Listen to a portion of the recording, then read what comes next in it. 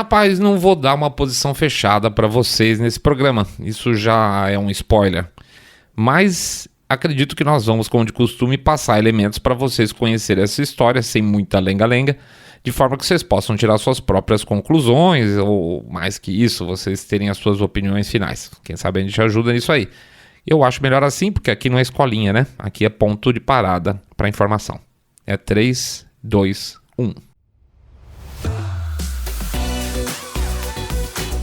SDB Flash.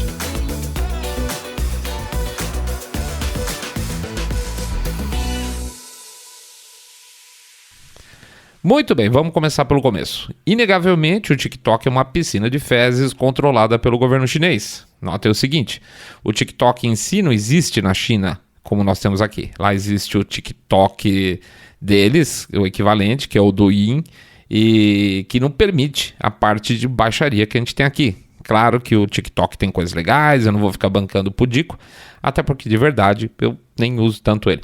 Mas é mais do que sabido que o, digamos, algoritmo do TikTok não tem nada a ver com, aspas, preferências do usuário, e sim com, aspas, preferência da plataforma. Em outras palavras, a gente vê na plataforma aquilo que o Partido Comunista Chinês acha que é legal para doutrinar, principalmente as crianças. Se você fizer e quiser publicar algo muito crítico, por exemplo, sei lá, a agenda trans, provavelmente você vai tomar caput lá, tá? Então não é tanto super liberal, não. Aliás, olha, a gente tá com um projeto novo, coisa fora aqui do Saindo da Bolha, para aliviar um pouco a nossa cabeça, tá? A gente trata de tanto assunto pesado que resolveu fazer, sei lá, desopilar o fígado. É um tipo de uma novela, e nessa novela os personagens são diferentes. A mulher é biscatona, o cara é corno, o gay é sem caráter e por aí vai.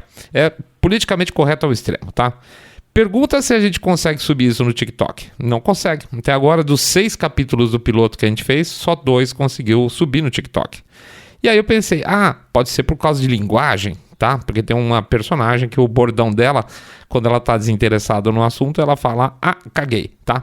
E aí a gente falou, bom, vai ver que é isso. E aí a gente jogou essa expressão bonita, né? E semelhantes lá na busca do TikTok, e a gente achou um monte de coisa falando sobre isso, tá? Temas fecais é o que não falta por lá. Então, não é o vocabulário, é a mensagem o problema. Veja, impulsionar os usuários para uma determinada agenda não tem nada de diferente do que acontece na Meta, né, Instagram e o Facebook e no Google principalmente. Mas tem uma diferença no sentido de controle. Pensando como um americano, porque é lá que eles estão votando essa matéria, queira ou não, eles conseguem chamar o Zuckerberg para uma audição lá no Congresso, para dar chupisco nele, eles podem entrar na justiça, fazer requisição de informações, coisa que, sendo o TikTok uma base, por mais que eles digam que não, da China, não vai rolar.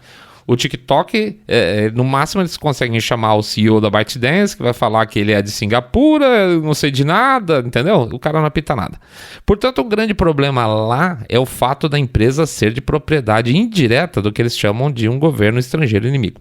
Que, além de tudo, onde eles têm hoje a maior parte dos atritos. E que claramente está envenenando a sociedade americana com mensagens anti-americanas. É compreensível a matéria votada. Acho extremamente compreensível e só aí já seria, em princípio, algo para se aplaudir. Outro ponto importante é de ordem comercial. Não é uma razão, mas é uma justificativa. Eu chamaria uma justificativa razoável e que algumas pessoas aqui da nossa comunidade que acompanha a gente lá no Twitter, também levantou essa bola.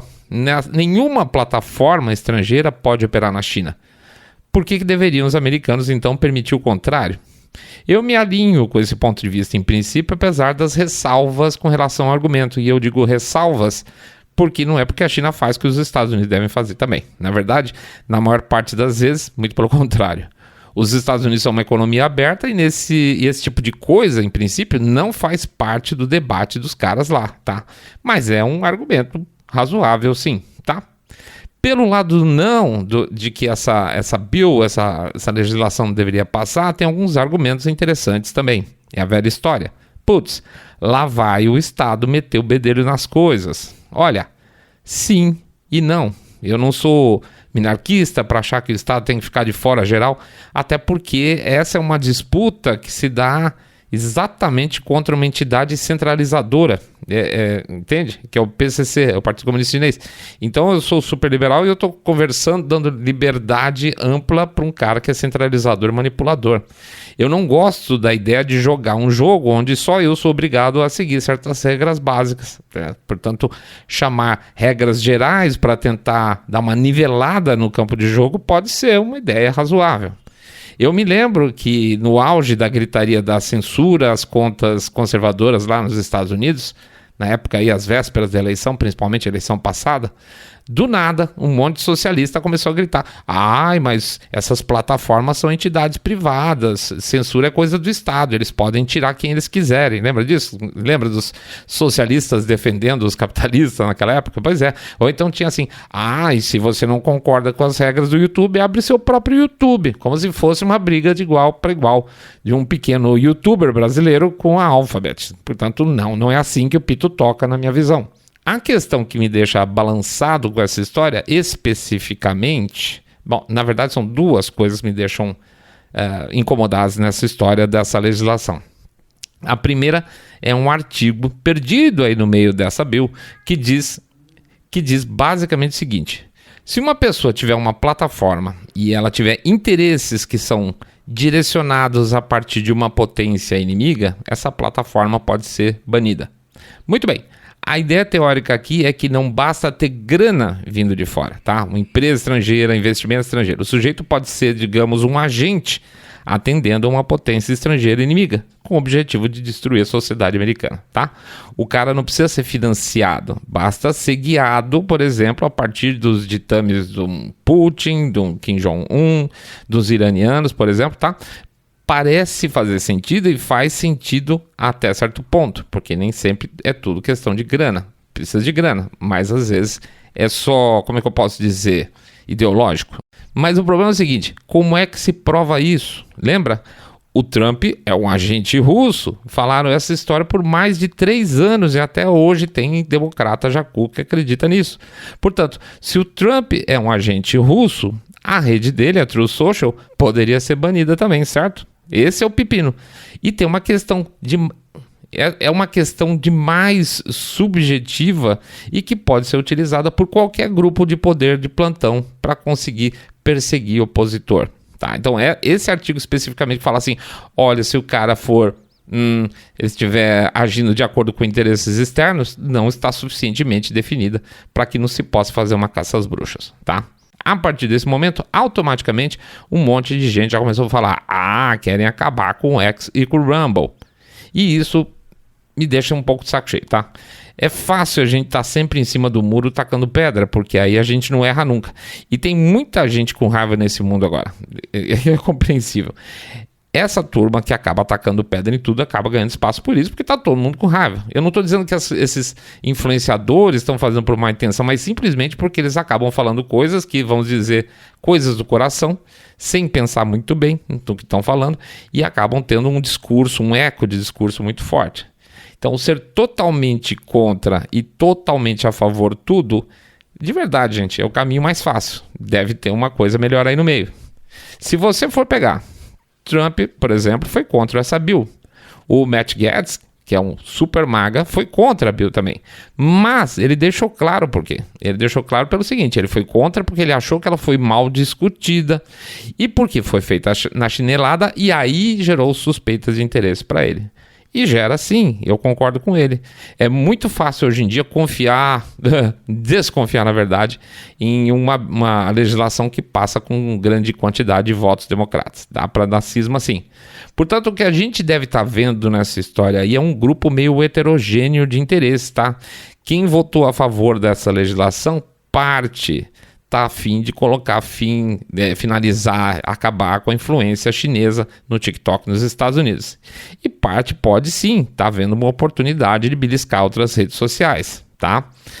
O que tem que ser feito então, para ver o que dá, é ver como vai se comportar o Senado, que essa legislação vai passar para o Senado ainda. Emendar onde for possível, porque não foi possível emendar no Congresso, tá? Simplesmente não foi passado na chinelada. E ver esses pontos que estão preocupantes e eventualmente eliminar, Por que correram tanto? Por causa de eleição, etc. e tal? Não sei. Tá? Pode gerar suspeita? Pode. Mas, queira ou não, gente, está indo para o Senado e é para isso que existe a lógica aí bicameral. Então, devagar, com andor, de novo. Primeiro, sim, alguma coisa tem que ser feita a respeito e não tem como não ser feita por meio de legislação. Não tem como, tá? Não dá para deixar ficar, por outro lado, aí um cavalo de Troia dentro dos Estados Unidos e bater no peito que tudo bem, porque isso é liberdade de expressão, quando não é. Seria liberdade de expressão se não houvesse um algoritmo que deturpa mensagens. Tá? Então não é exatamente liberdade de expressão essa história. Segundo, nem tudo é pegadinha, nem tudo é gotcha. Vamos ver como acertam os problemas dessa bill lá no Senado. Se não vai funcionar, se o Senado vai brecar, se vai passar com alterações, aí a gente vai ver. E em parte a gente já sabe também, né? Não podemos bancar o surpreso que nós na população temos uma enorme dificuldade de nos representar, seja lá ou aqui, nos governos. Mas um passo por vez, sem chilique e pensando analiticamente. Algo tem que ser feito, na nossa visão. Vamos ver se fazem do jeito certo. Tem um detalhe importante. A legislação não impõe só o banimento, tá? O TikTok pode continuar vivo se ele for vendido para uma empresa que não seja controlada por uma entidade que seja considerada inimiga aí dos Estados Unidos. Não estão simplesmente nem só tomando a empresa, podia falar, o governo americano tomou a empresa para eles, e nem tão só banido. Então, uma vez passada essa legislação, teoricamente existiriam 180 dias para resolver essa situação, negociar ou fechar. E convenhamos, mesmo que ela seja vendida depois de 180 dias, existe uma infra enorme que vai demorar para ser ajustada. Corre na boca miúda que um dos interessados em pegar o TikTok para si é o Rumble. Olha que interessante. Como efeito colateral, se o Rumble pegar o TikTok, já imaginou? Eventualmente o TikTok poderia ter que sair do Brasil, assim como o Rumble e o Locals. Interessante, né? Um aviso do Rumble, de repente, avisando que vão ter que fechar a plataforma aqui por decisão judicial. Já imaginou? Que dano de imagem para o nosso judiciário? Quer saber? Eu tô quase torcendo para isso. É isso aí, não fico de jeito nenhum sem fazer o nosso jabá. Lembrando, 1, 2, 5, 10 milhões de reais, pingado não é seco. Ou pedindo para você também dar uma passada lá na nossa loja do Saindo da Bolha, onde a gente tem os nossos e-books, que estão preços super acessíveis, e outros materiais, tá? lojasaindodabolha.com.br, lojasaindodabolha.com.br. É isso aí, acabou. Flash SDB, fique em paz. Saindo da Bolha.